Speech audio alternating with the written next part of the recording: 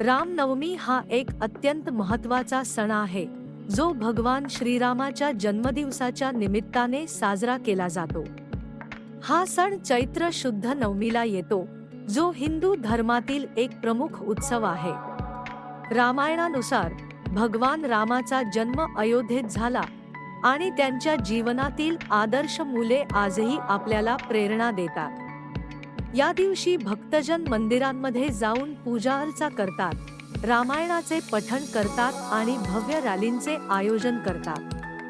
अनेक ठिकाणी रामलीला सादर केली जाते, ज्यामध्ये भगवान रामाच्या जीवनातील महत्त्वाच्या प्रसंगांचे चित्रण केले जाते.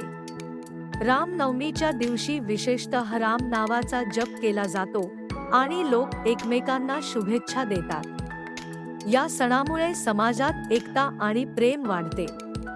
रामनवमी म्हणजे केवळ एक सण नाही, तर तो आपल्याला सत्य, धर्म आणि न्यायाच्या मार्गावर चालण्याची प्रेरणा देतो.